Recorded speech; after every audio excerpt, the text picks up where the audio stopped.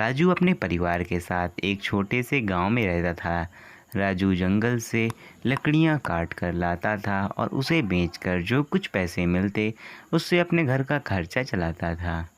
एक रोज़ उसकी पत्नी कहती है, क्या जी सारी उम्र लकड़ियां बेचकर ही गुजारा करेंगे क्या? खर्चा चल रहा है ना रानी, वैसे भी हमारे पास इतने पैसे नहीं है कि हम कुछ और काम शुरू कर सकें। ऐसे ही समय बीतता है। एक रोज़ जंगल में भयंकर आग लग जाती है। गांव छोटा था, ऊपर से जंगल से घिरा हुआ था। यही कारण था कि लोगों के घरों तक में आग लग जाती है। सब अपनी जान बचाकर भागते हैं और घरों में रखा हुआ सामान भी जलकर खाक हो जाता है। हम कहाँ जाएंगे जी, हमारे पास तो कुछ नहीं है। जो कुछ दो पैसे जोड़ जाड़ के मैंने रखे हुए थे वो भी जल गए। सारा जंगल जल गया। अब मैं लकड़ियाँ कहाँ से बेचूंगा? अगले दिन उन्होंने अपना घर साफ किया। अब उनके पास घर के नाम पे बस एक ईंट की छोटी सी झोपड़ी ही बची थी, जिसमें वो रहने लगते हैं, क्योंकि बाकी घर का सारा सामान तो जल गया था। यहाँ तक कि कपड़े भी जल गए थे।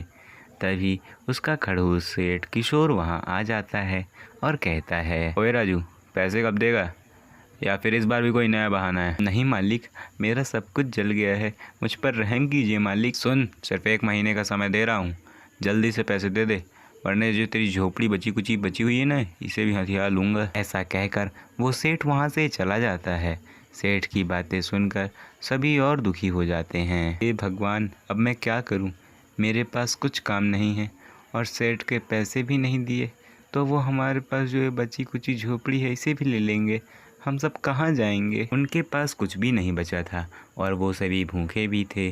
तभी राजू की बेटी प्रिया की नज़र उसके घर में बचे हुए आंगन में लगे हुए एक आम के पेड़ पर जाती है।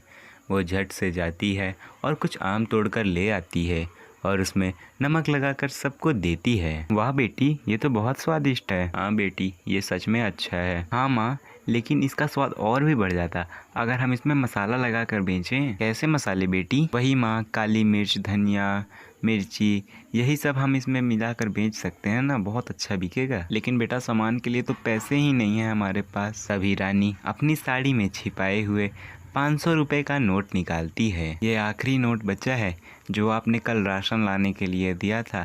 साड़ी के पल्लू में बांध कर रखा था, इसीलिए बच गया, वरना ये भी जल जाता। अगर प्रिया का काम चल जाएगा तो ऐसे बहुत से नोट आ जाएंगे। फिर प्रिया दूसरे गांव से ज़रूरत का सामान ले आती है।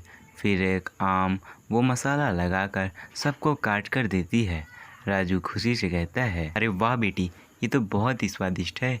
रुको, मैं अभी आम तोड़ कर लाता हूँ, फिर इसे बाजार में बेचने चलेंगे। राजू ने आम तोड़े और बाप बेटी दोनों आम बेचने चले जाते हैं। कच्चे मसाले वाले ताज़े ताज़े आम, आइए भैया आइए, सिर्फ 20 रुपये में, आइए आइए कच्चे मसाले वाले आम आइए। उसके मसाले की खुशबू से लोग उसकी तरफ खींचे चले आते हैं और देखते ही देखते उसके सारे कच्चे आम बिक जाते हैं और दोनों जल्दी से घर आ जाते हैं। क्या हुआ जी, आप लोग इतनी जल्दी घर आ गए? अरे रानी, आज हमारे सारे आम बिक गए, ये लो पैसे। पैसे देखकर सब बहुत खुश हो जाते हैं।